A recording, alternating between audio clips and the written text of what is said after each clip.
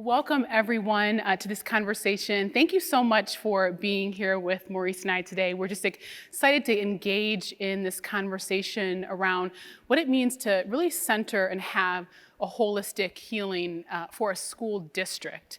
And that's different than having and practicing trauma-engaged practices or kind of a one-off program. It's really about centering an environment, centering relationships, and the orientation of how we work every single day. So we're just glad to be in conversation today with you. So I want to just give a little bit of a background on myself and then Maurice, and we're really just gonna dig right into all the nitty-gritty. So before I do that though, I want to set the expectation for today. So I think oftentimes, we come to sessions and we think like, where's my 7-point checklist of how to do this, whatever this might be, in this case, to build a holistic healing center district. And this won't be that. This is really about thinking about how we as practitioners, what are the emotions, what are the frameworks that we utilize to create this space overall. And there's acknowledgement also of the time that it takes to create something like this. So just want to set the stage for that.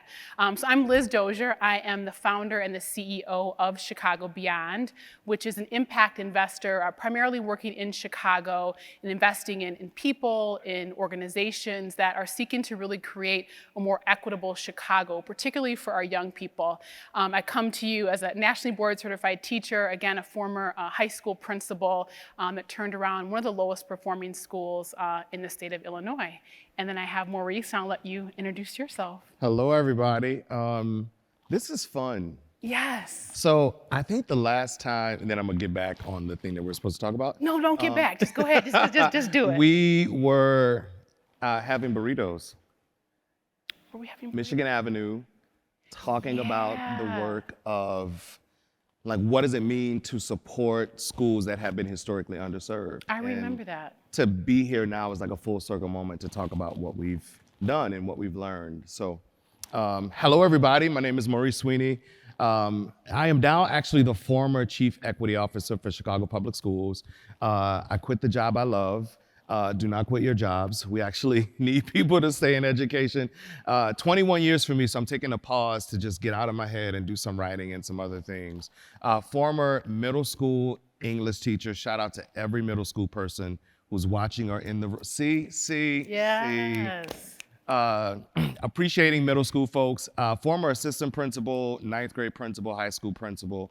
And then I became the Chief Equity Officer in Chicago Public Schools. And so glad to be here. Also have served in schools that have been historically underserved and really thinking about how do we support young people and the adults who serve them. And so it's pretty exciting to sort of be in this moment. Yeah, and we're gonna walk through that journey of what it means to, I think, implement this idea of a holistic healing center district. And just for everyone who's out there, to give a little bit of context on what Chicago Public Schools is, just in terms of like raw numbers. Chicago Public Schools serves the third largest school district in the country, and it serves 350,000, am I right, around about? 334, I think. 334,000 young people every single day. And so when we think about starting a healing center district, this is no small feat. Not at all. So really, I'd love for you just to walk us through, like, you talked about starting out as a principal, lessons that you, I'm sure, learned there. Like, just talk to us about your journey as a principal, what that was like, what lessons that you perhaps carried through that helped informed the healing centered framework. Yeah, that's a good question. So one of the things I learned very early on is that young people are brilliant, they're talented, they're beautiful, and they need opportunity, and they need barriers to be removed. And so when I was a principal, we focused a lot on trauma-informed work, trauma-responsive work, trauma-engaged work, like whatever the terms were at the time. We really sort of spent time thinking through and figuring out how do we as an adult community support young people. And in some ways, we didn't do as much as I sort of reflect on now, but how do we elevate the voices of young people in their own experience, believing that they are also smart and that they have what it takes to actually solve some of the longstanding inequities that have existed in school systems. So we spent a lot of time having a good learning culture, As our school, we were wrestling with ideas about race, identity, and what it means to actually be impacted by something that is causing this sort of mental blockage in your head that sort of disrupts the way you see yourself and disrupts what you actually want for yourself. And so when we think about trauma engaged work, it was really cool, and I feel like we did a lot of great work. But as I grew in my own understanding and my own learning as a professional, I realized that trauma engaged work was not optimizing what actually needed to happen in schools.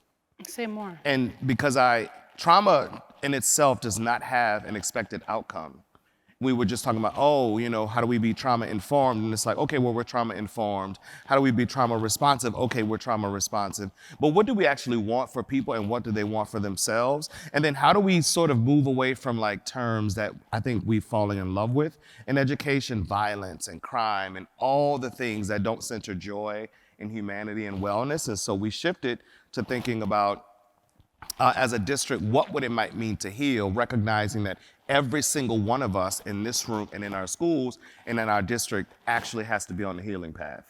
And what does that look like? Just walk us through like some of like the practical steps of that to be on that path. Yeah, I think first is there are these sort of contextual, like take this form of a pyramid, right? Like we know sort of generally across race, across difference, there are adverse childhood experiences. I remember sharing with my students that I had 8 things that were, basically sort of counting against me as a human. And then also understanding that there were so many of us who overcame whatever those experiences were, whether it was about violence and different traumas, and I won't sort of get into those. And then there's this other layer of race and the way people are situated in society, social context, local context, what's happening to communities that have been disinvested in for a long time. And then even below that, we think about generational trauma and just the ways in which, Black people, as one example, have been historically enslaved and underserved, and so many other barriers that are counting against us as people, and recognizing that all of those things are actually having an impact on whoever is showing up in the classroom. I've recently come to this understanding, and I would love if anybody can help me to debunk this thing in my head, but when I think schools are one of the most social institutions. Absolutely. Meaning it's one of the only places where hundreds of people come together for hundreds of days at a time and have hundreds of interactions. The only closest two are nursing homes and prisons. I can't think of any other place where people are convening at mass consistently. And so it helps me to sort of take a step back and treat schools as not this sort of place where learning happens, but it's where people have opportunity or situated in society and all of these other things that I think we had to sort of take a step back and say, what are we actually trying to do in our schools? And it wasn't about being trauma informed, it was about we all need to heal from something so that we can actually experience joy and have a better life. How do you begin that shift, though? So when I think about something as massive as a school district, and we don't even have to talk about CPS, but just in general, like a school district, how do you begin to, like, what are the initial steps in that, right? So you walked us through that pyramid. What does it look like very practically speaking? I know that, and I'm sure you have too, right? Talk with teachers and counselors and folks around the country. We are now, particularly with like COVID, but really, and from my estimation, we've always been. Yeah. Schools and teachers and folks are taxed, right? And so how do we begin to look at what are the practical steps, not only for our students, but for like a whole school community in terms of holistic healing? Yeah, I can tell you the mistakes I made first, and then I'll tell you what I think was the most impactful. Yep. The first thing I thought we should do was we're gonna put everybody through trauma training. And I realized that trauma training actually triggered every one of us as adults, where some people left out of the room, some people were crying, and I thought, WTF, what did I do as a principal? I was real motivated, yes, we're gonna figure out all of this stuff. And people were like, what did you just do to me, right? Right. And so I had to take a step back, several steps back actually, and several seats throughout the whole time. But we did something very unique where we did an in-school field trip where we allowed a group of students to visit every single teacher meeting, and students who were doing who were having high achievement outcomes and students who were experiencing academic and social struggle, and all on one panel. And teachers were asking them questions throughout the day that help students to be seen in a very authentic and fresh way, and help us to recognize that the first initial step is actually listening. That we had to, as adults, when you go shopping, what do they ask you? Like, what do you need? What colors you want? When you go to the hospital, they're like, what pains you? What are your ailments, right? There are these other ways in which people are asking questions that I think in some way educators, have leaned historically on assimilationism, which is like, how do we just get you to be like everybody else and you can have these outcomes? And we realized more and more that's why we saw dropout rates and everything else, because we weren't actually paying attention to the client or to the student. So I think listening is that first initial step. And every school district has data. What is that data telling us about our students? And how do we look at data from an honest lens and be willing to slice the pies by race, gender identity, zip code, all the things to really uncover the things that we need to look at in order to serve young people better. Yeah, you've talked about this like in various forms. I've heard you talk about how when we think about equity, which is like people are really centering equity, particularly over this last, I would say, 3 to 5 years in education, and of recent with COVID. You've talked about really trauma as an issue of equity, and you've talked about healing as an issue of equity, and you said that if we care truly about equity, we must care about healing. I just want you to walk us through when you think about our young people in particular, and you think about some of the traumas and things that they face, and how that oftentimes interacts within a classroom. What do you advise, or what do you trying to think, what are you, sorry, I totally lost my train of thought. What I think I'm hearing is how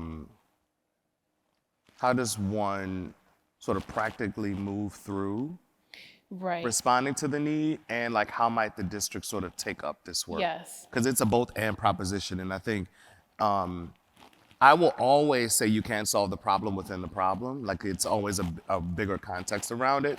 I think for teachers, what we tapped into first were like, who are the dynamic teachers who just seem to have a natural connection to any student in their classroom? Like, how do some people just seem to have this magical way of engaging people, and how do we center and learn from the people, from the experts in the building? And how do we begin to open space for students to tell us truths about what they experience from us as adults? And I'll give you this one example, like as a school, as a principal, we did this. Actually, this hurts me every time I say it, because it's a truth I had to grapple with as a Black gay queer man in education. We did a printout of every student who had discipline infractions. And then we laid out all of their pictures by students who had more infractions. And we saw that darker skinned boys were the most impacted by disciplinary practices within the school. And darker Black or brown, it was painful to see young people's faces across a table and seeing the color spectrum. And that was something we said, we as adults are doing something, and we got to start to unpack this. So I think that that's important at a school level. Like, if the district doesn't do anything, there are still ways in which the district can make sense of itself. And that is really, really, really important to figure out, so what is our vision for our young people? How do we get them and invite them into crafting that vision? What does the data tell us? Like, what are the baselines? Like, what do we need to know? And then how do we set priority areas and targets? Because the vision has to go to unpacking what the data is telling us to set priorities and goals. If not, we're just talking about aspirations, and that is not enough, knowing that young people only have a certain amount of time in schools. Can you walk us through just some of the process of what that took to bring this to life? I mean, it's still coming to life, right? So you can download the Healing Centered Framework. You can go to Chicago Beyond's website. You can actually look up what the district's framework is. But it's still like in process, right? It hasn't been fully actualized. There's bits and pieces that have begun to be implemented. But I want you to just walk us through that initial like pilot. What was that like? What stakeholders were involved? Like how did Chicago Beyond and Chicago Public Schools really partner together to make this not just another like piece of paper that existed somewhere, but really to bring it to life? Yeah, I think first there is a listening tour that has to happen. And I think there are three, in the CPS equity framework that we have as well, there are three priority groups. Those are institutional memory, like who's been around a long time that can let us know more about our district. Those who are most impacted, which typically involves students and parents, and those responsible for implementation, that we got to listen and spend time with people who can help us to have further insight into what actually is the problem and what needs to happen. And then I think there are some ways that themes arise, right? We notice young people saying this, parents saying this, and if they are having bad experience with the districts or bad experiences in their lives, how might the district respond? And I think there are some components, and we can talk about, how you sort of build out priorities and move your systems, your procurement systems in your district, how you spend your money in your district, the time that we create for adults to learn, like how do all of those things respond to what the needs are. And I think after that deep engagement and sort of inquiry, you have got to go back to the same people and say, are we moving in the right direction? And how did you set those priorities? Or how did the district, along with parents, actually set those priorities? 'Cause I'm assuming that it wasn't just like a small short list of like 3 to 5 things, right? I'm sure, I remember the listening tour being like over multiple weeks and months, multiple stakeholders, like you mentioned. It was, parents, it was community members, residents, it was the district itself, district staff, principals, teachers, like ESP staff. I mean, it was like the gamut. Right? So I'm sure there was a long list. And so how were those priorities set? Yeah, I think one of the things that we wanted to make sure that we did was, what do students actually want from us and how do they want us to show up in front of them? As sort of, you have got to make sure that a priority is very student-centered. The second thing I think is, when priorities arise, the question is, who do they come from, which groups? So the data collection process is actually pretty intense, because you want to make sure you document the right things. And then you also pull up, well, which policies are people actually speaking to? Because the district has got to take responsibility for the policies that are at play that might actually be reproducing the harm and the things that we don't want. And I, as the chief equity officer, for me, it was people and policy, then practices and protocols and all the other things. And then we had to say, okay, so how are we, what do people want? They want adults to learn. Okay, how do you stand up an implementation plan around learning?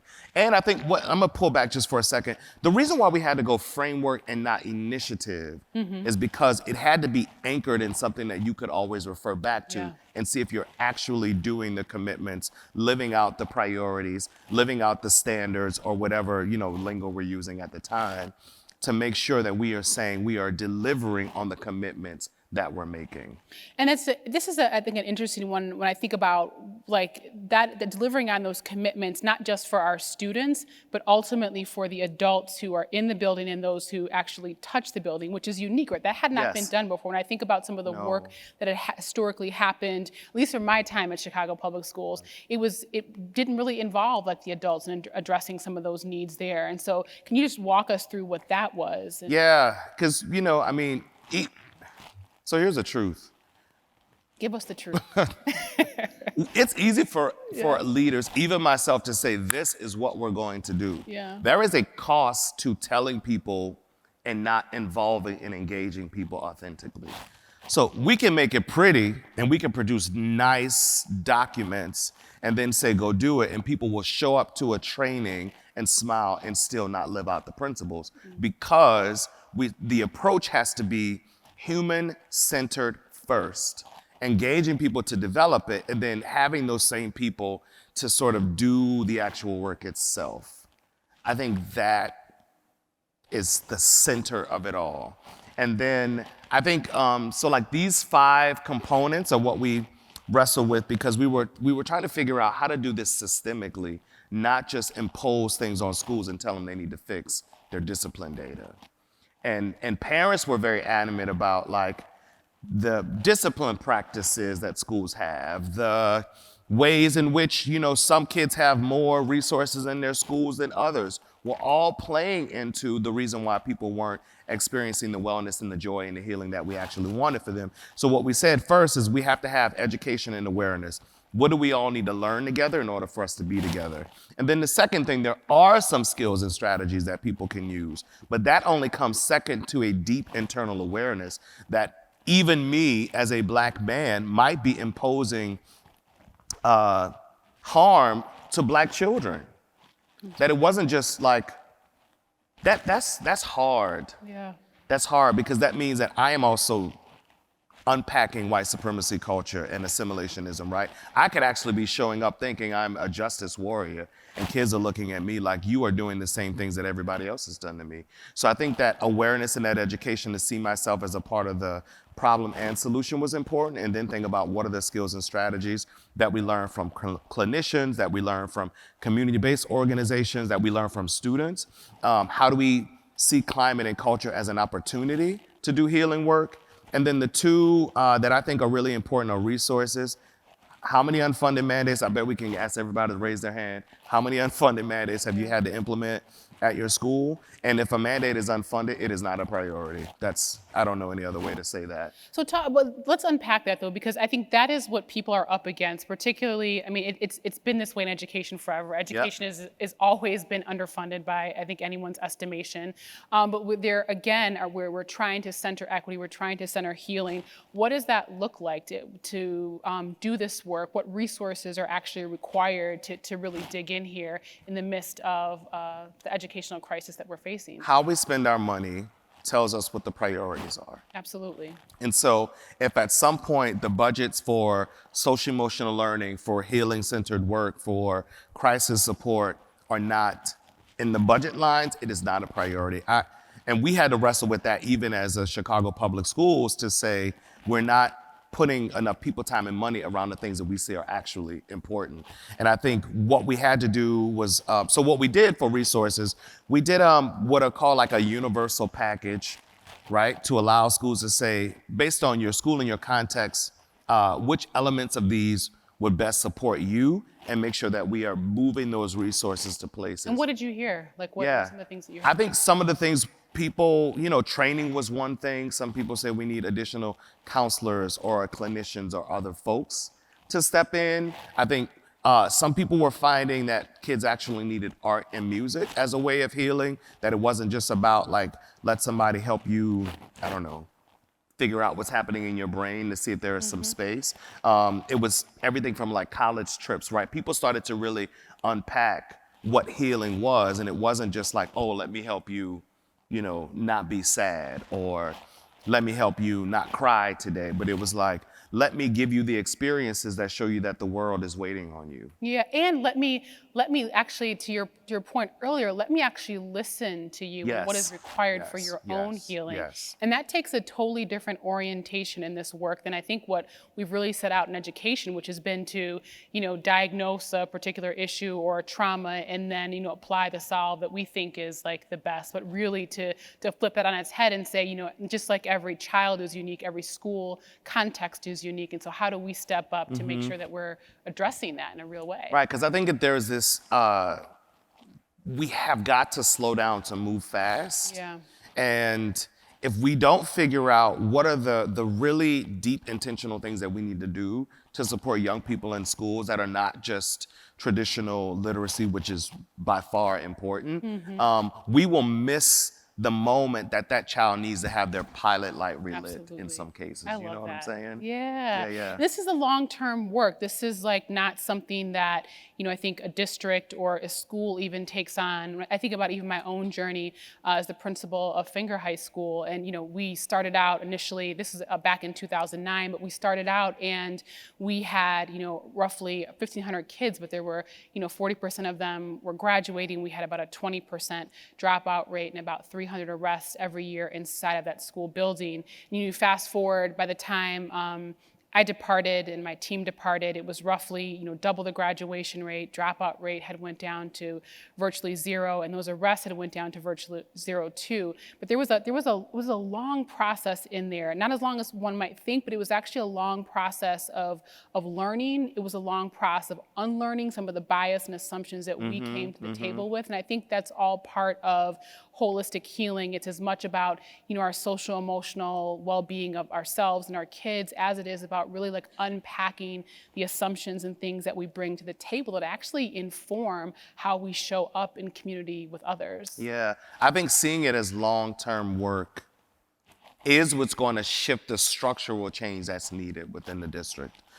If it is only initiative that's like, we just want to help people heal after the pandemic, we're missing the historical racism that has always been in play, right? I think what we saw, especially, looking at young people on camera and even seeing the backgrounds in homes, right? And seeing young people not actually feel comfortable with turning their cameras on, or that seeing young people have become a part of the essential workforce during this time, which means that we got to sort of rethink what it means to heal. Yeah. And that healing is not just about a feeling of calm, it is a life change. Absolutely. It is a life difference, right? It is the constant joy that one might experience in addition to the opportunities that one gets because of it. And I think that is why we had to move from trauma, because we, at Tilden, I'm gonna be honest, we were like, this feels like we're a trauma hospital. Oh, I felt the same way at Finger High School. I felt like that was exactly what it was. Yeah. In a lot of ways. Like there was a, yeah. Like, goodness. And the use of the word trauma is also traumatizing. It is. I'm trying to find new words while we have healing, right? So we can do that.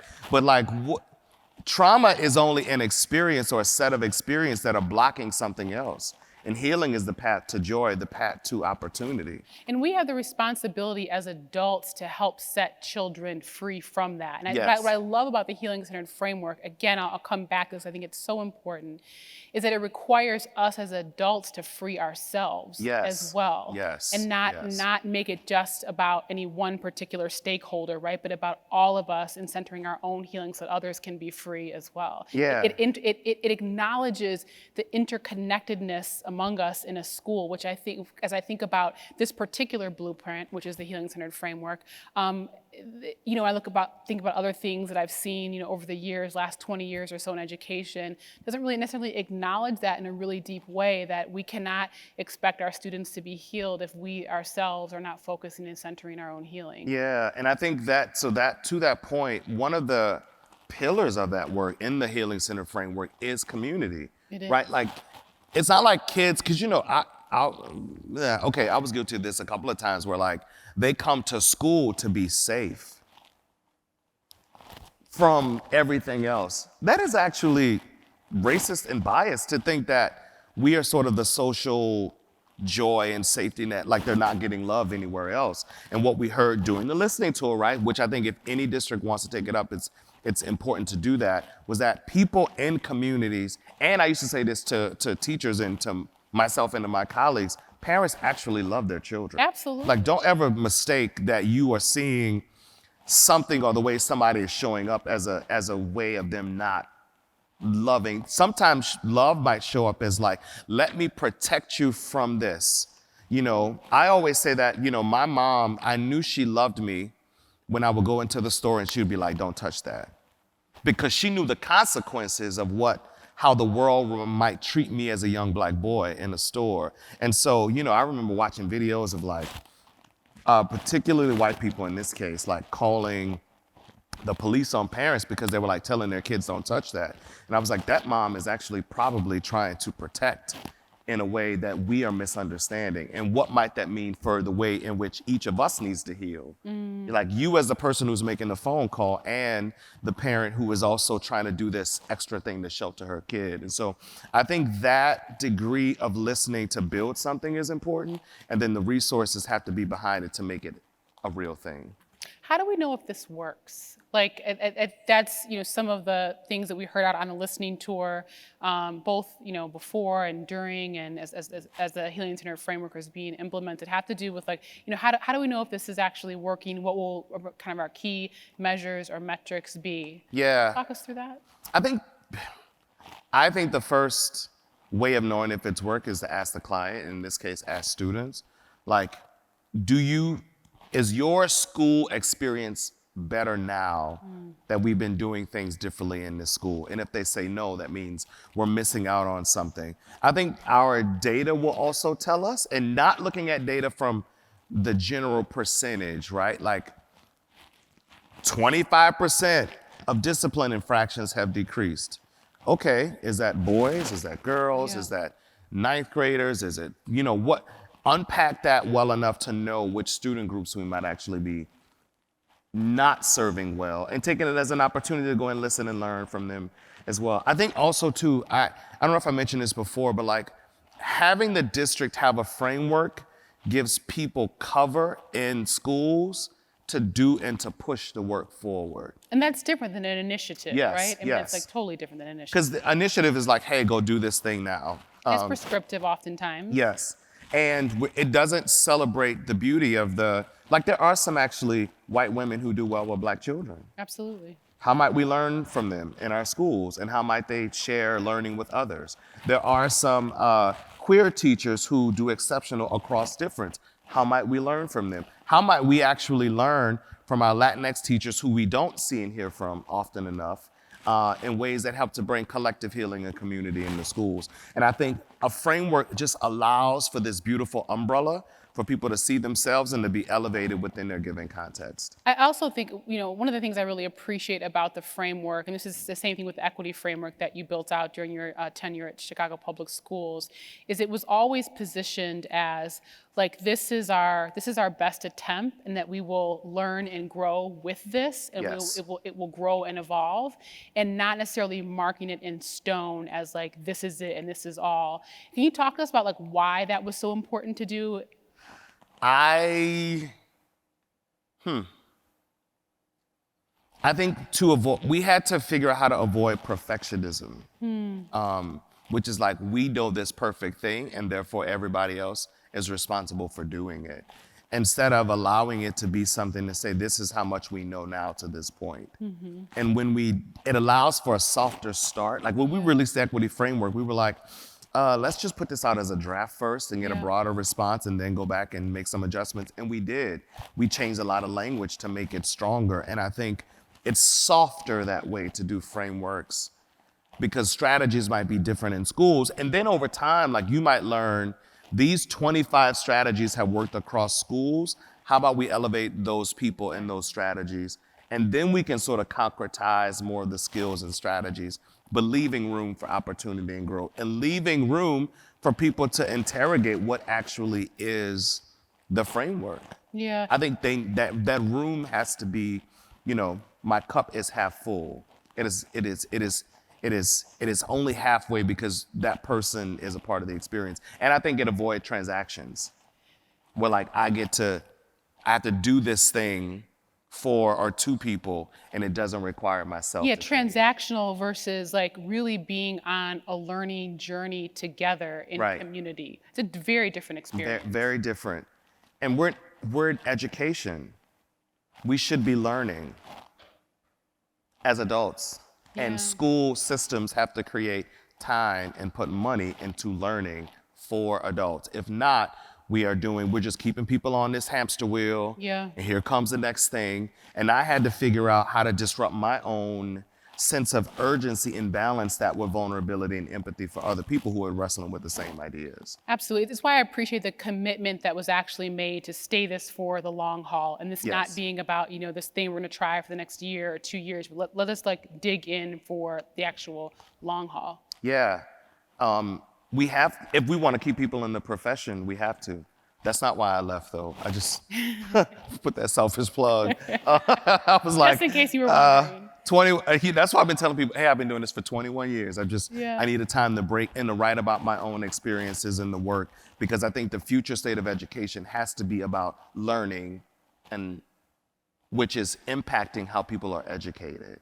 I think there is a learning culture that seems to be abandoned because schools are now pushed into being social service agencies, which is fine, but governments have to become responsive to that. And I think what the Healing Center framework does is it says to governments and to district folks, hey, the policy changes are just as important as the things you want people to do in classrooms. And all of those things have to be moving at once if we want structural and systemic change. How long does it take? You know, we talked earlier about this idea of this is, you know, fundamentally like long-term work. But I've heard people really like push about like, well, when should I start seeing like results, or when should I start experiencing that, you know, difference of both teachers and students like feeling safer or feeling like the environment is set up for them to win? Like, how long does this actually take? I think the seeds come from young people, from youth. If they're saying it's getting better, it's getting better. If the discipline data is starting to change in schools, it's getting better.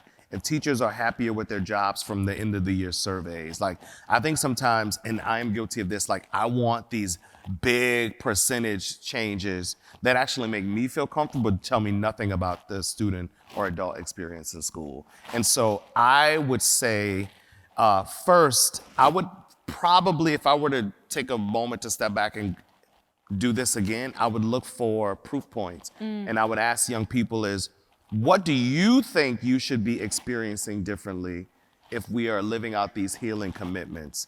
And plotting those things and making better sense of data from that way, from the ground up, as opposed from the generalized data from the top down.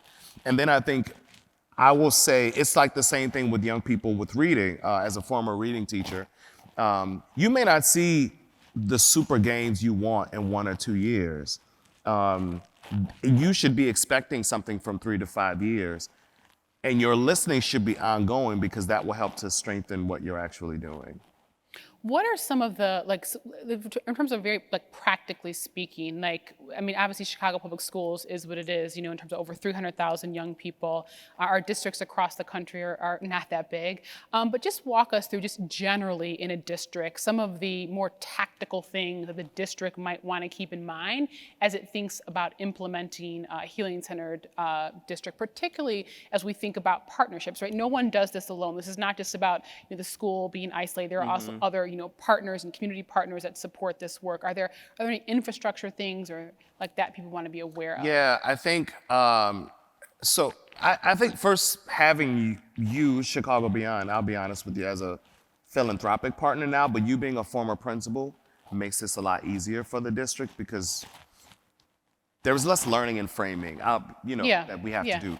But I think there are also partners in other cities and research partners who are willing to step in and say, how might we serve the district? How might we support you? And so I always think a good research partner, these universities who are out there, can be very helpful with helping us make sense of the progress we're making.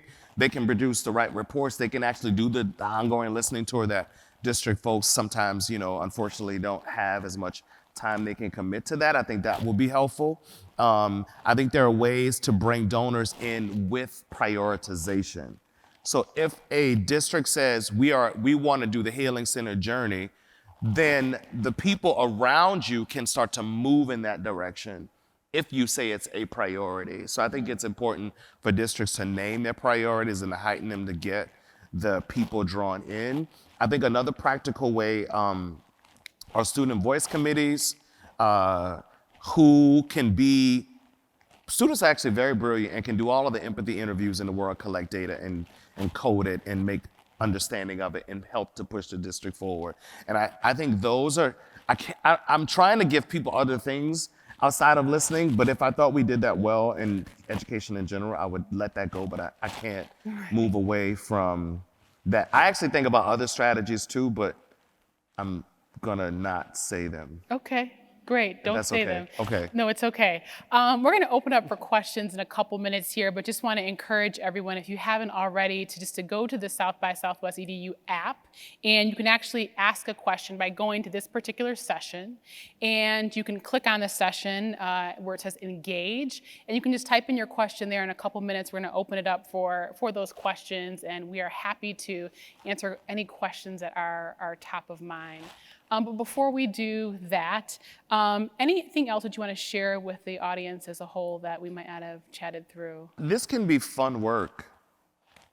This does not have to be, trauma is, oh my goodness, this can be joy. Yes. To learn how we might support each other in the collective community. That is such an important point that I think it just gets glossed over in the mix of this. Same thing with our, all of this is connected, right? Our equity work, our trauma-informed work, our holistic healing work, all of this, that we can actually come at it from a place of peace and understanding and learning and growing. And I love what you said about like joy.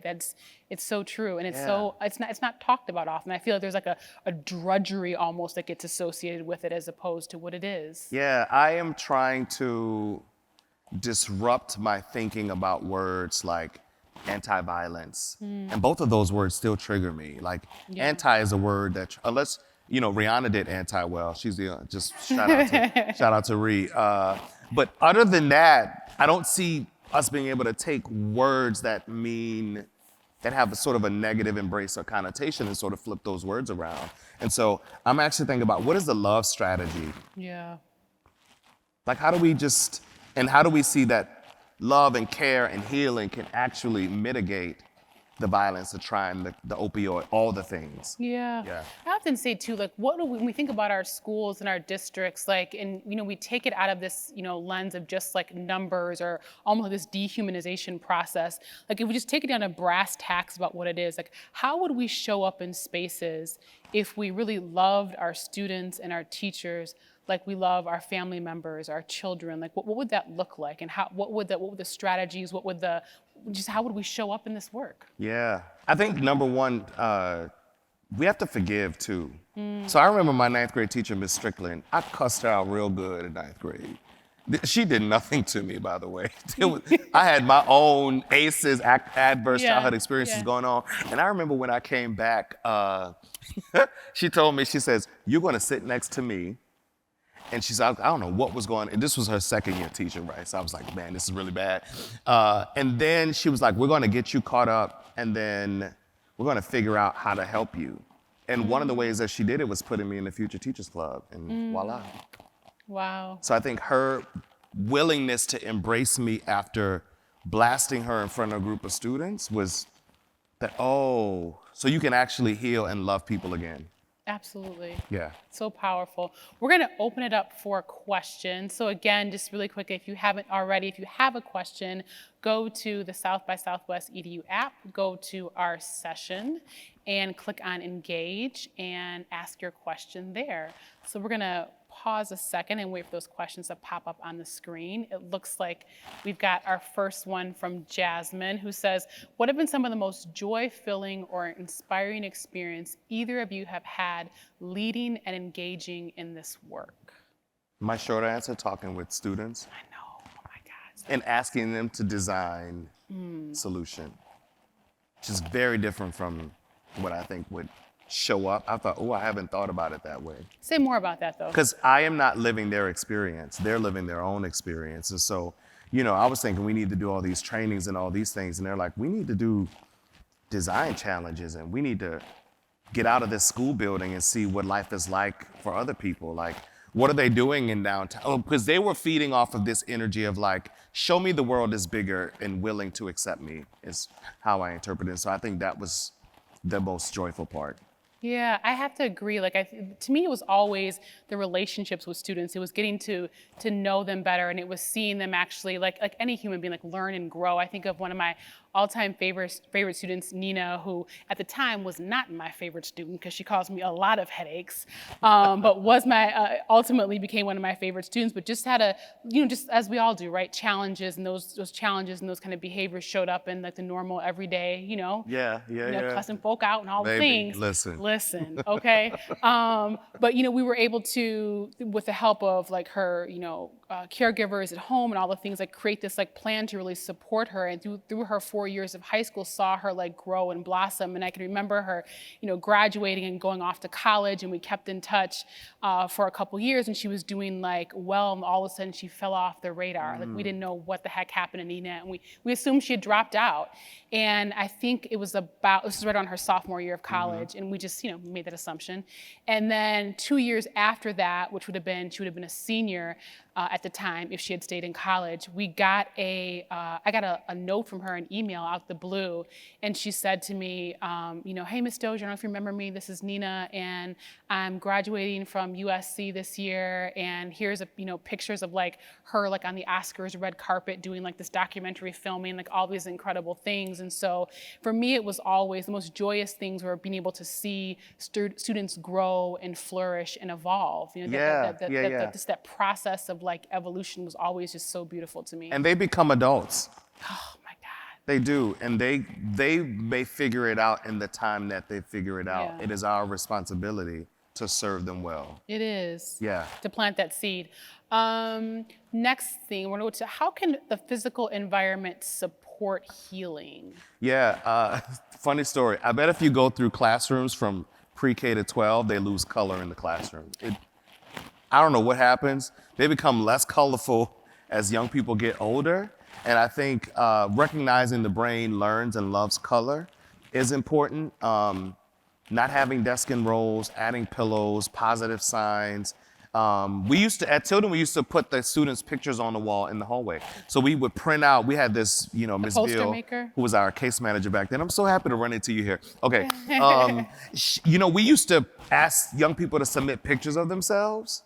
And then we would just print them out on this big poster printer. And so a student can walk through the school and see themselves. We did that at Finger too. That was so important just to have, it's just powerful to see images of oneself or their peers. Like it was almost like being in lights, like to have that. Also, we were big with like having like mosaic tile and like artistry like all over, just to have representation of, our students, whether it's quotes painted on the wall, like this truly a colorful, welcoming, comfortable environment. And I think we did something where the senior class could take over a space and redesign it.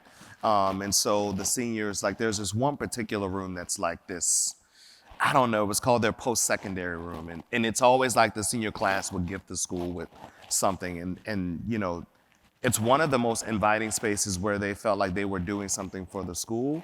And it was a place that younger students wanted to go into over time. Yeah. So there are so many ways if we like relinquish control, we can see magic happen. I think for us too was our peace room. So we were big on restorative justice. That was a huge pillar of the work that we did. And it meant, restorative practices were throughout the building, right? Throughout our school was that, how our teachers were trained, our kids, we knew that this is really important to our school community, how we show up, how we remedy harm, how we show up with one another. Yeah. But having that dedicated also space for like a peace room for those conversations to happen was also a really big one for us as well.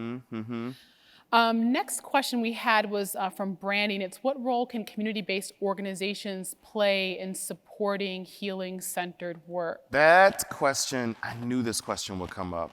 So shout out to Brandy, wherever you are. I'm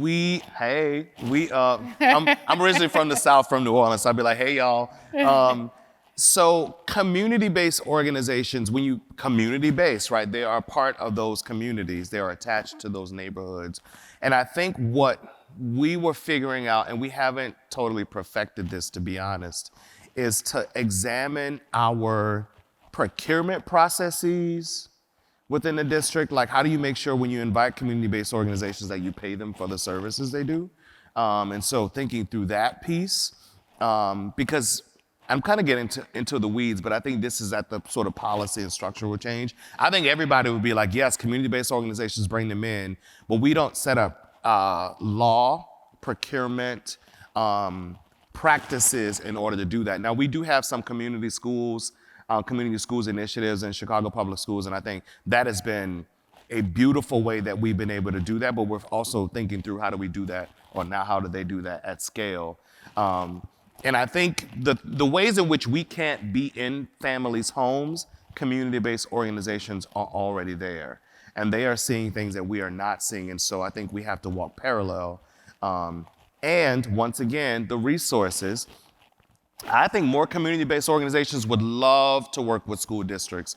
We have to figure out how to make it an easier process so that it is community, human-centered. One day I'll write about that. I'm trying to wrap my brain around, like, it's hard. Yeah. I don't even know why.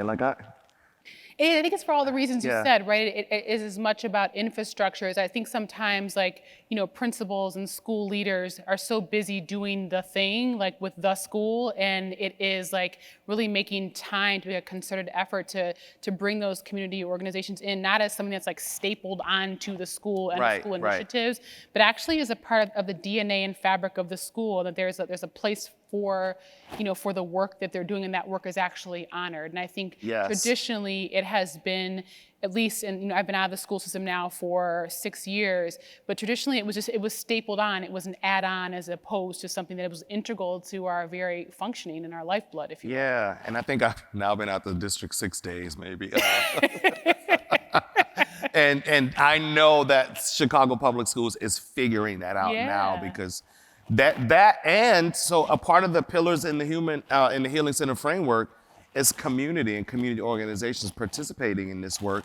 And so once again, the systems have to bend, be reconstructed to allow for the supports needed. Yeah, but the fact that he was even in the Healing Centered framework, right? That is like Yeah, built yeah, in, yeah. that those community organizations were brought in to like give their voice and perspective, and is actually noted in the Healing Centered framework is huge. I mean, that I think alone sets a different precedent for what's. What I also think happens too is, like, there are some things that they said that are not included in the framework and maybe don't need to be, but they inform how the district needs to respond to things. Like everything from examining, how women and minority-owned businesses participate in this work. That listening, we were like, oh, we didn't realize that it was that, I don't know, too many wires tangled to figure out, but we had to say, okay, let's take a step back and sort of do this work that is important to the access points that are needed for schools. Which is why I think it goes back to the thing we were talking about earlier about this is a process, right? Yes. It's reflective in nature, and Yes. we're constantly learning, constantly unlearning, and growing and evolving to like meet students' needs. Yeah, and it's solving for more than the thing that it is. It's kind of like when you look at the sidewalks and how they're now becoming more ADA accessible for people who have accessibility needs and wheelchairs. It is also benefiting folks who have strollers, benefiting folks who have knee injuries. Like you fix the thing for those who are farthest from opportunity, it begins to solve for so many other Absolutely, things. that's such a good analogy. I'm so happy Yeah. you said that.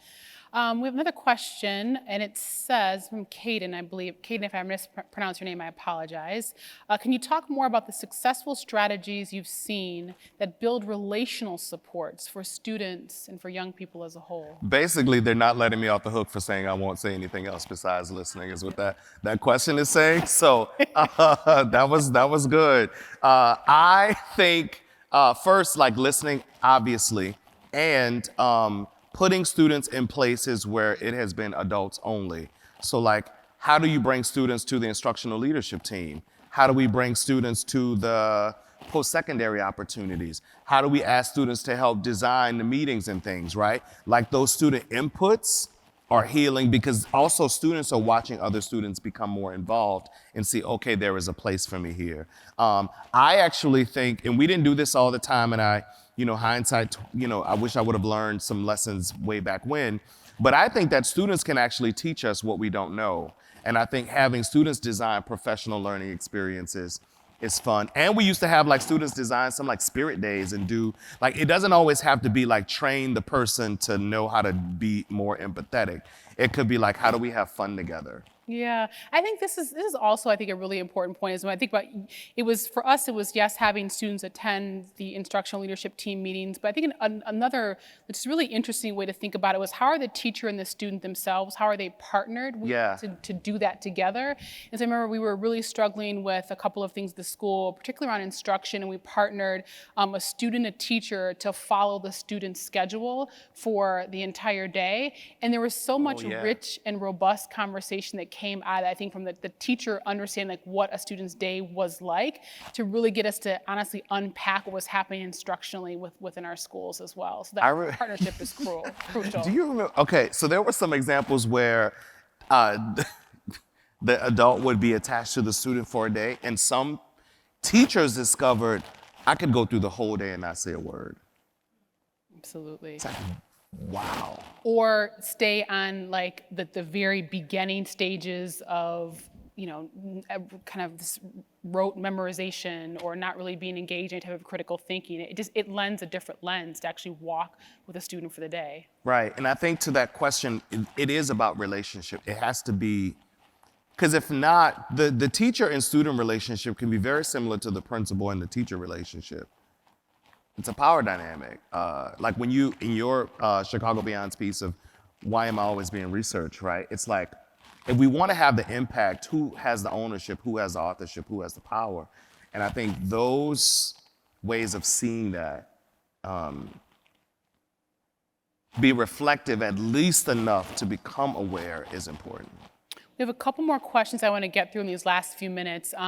This next question is, can you just talk a little bit more about that partnership between Chicago Beyond and Chicago Public Schools? Yeah, I think, so the beauty about partnerships in general is that there are lots of things that school districts do not have the infrastructure or time to do. And sometimes when there needs to be depth over breadth, like how do we really deeply understand the work of healing? On a technical side, Chicago Beyond was like helping us to design the listening tour, to collect all the data, to make sense of what we were learning, and then helping us to produce the actual framework.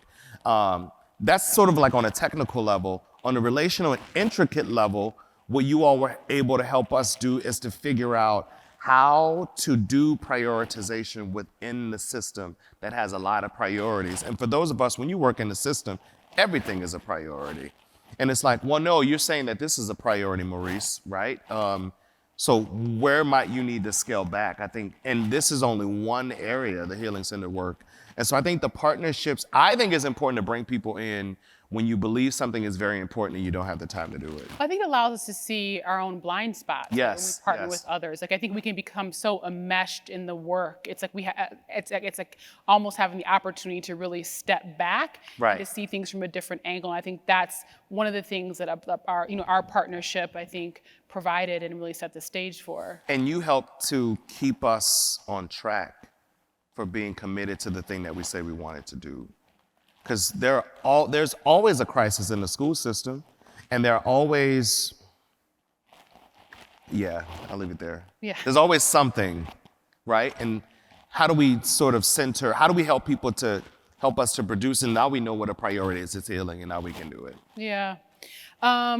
This last question, in your opinion, what or who are essential components in a system of support for a healing-centered program? This is actually embedded in the framework that I think it's worth spending some time looking through.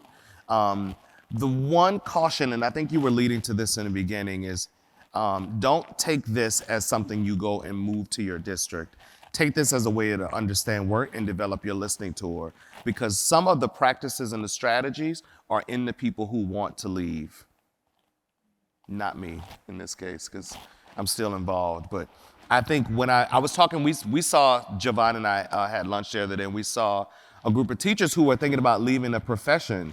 And you could tell they had a lot of energy and a lot of thought, but they weren't engaged in the process of solving what needed to be solved in their own experience. And I thought, it's the same for students, right? Students are not dropouts. Dropouts are events that led up to a leaving school. And there are other factors at play, and those factors need to be understood, not the actual leaving. And I think that people are holding some bright ideas in your own given context who are like, just invite me into a space and let me share those things with you. Absolutely. So we're going to get ready to close out. So any last parting words, and then I will give us the final closeout. I am stuck on joy. I don't have fun with this. Healing comes through dance, it comes through music, it comes through mental health services, it comes through all the things. Find joy, and when joy is not present, find the song that helps to articulate what experience you're having in the moment. Yeah, and I'll leave you with this question for all of you to think about. Like, what could this look like in your school district? Like, what are the pieces? What are the components? Like, what could you embody? What are the first steps to this? It is not easy work, but it can be joyful work. Yes. It can be work grounded in love and intention that really brings the whole district, not just our young people, but our whole district along to a space of healing. So thank you so I'm much. so happy to see you. No, I'm so happy to be with you too. And it's not like we don't see each other often enough, but we had the same struggles. And one of the things we always wanted was the district to have an accountability for itself. And I think when Dr. Janice Jackson, who was a former CEO, able to help position this work, and we get to, all of us, another former principal, right? Yeah, I would just say, I think that's a really, in this like 2 seconds we have left, I think that's a really important point when I think about who was leading that work, when I think about all of us who were at that table when that started, all of us were teachers and all of us were former principals, and so we came to it with this really unique lens that only one who has been steeped in the work can come to it with. So, all right, you all, have a wonderful rest of your day, and thank you so much for joining us Thank you today. all. Thank you, thank you, thank you.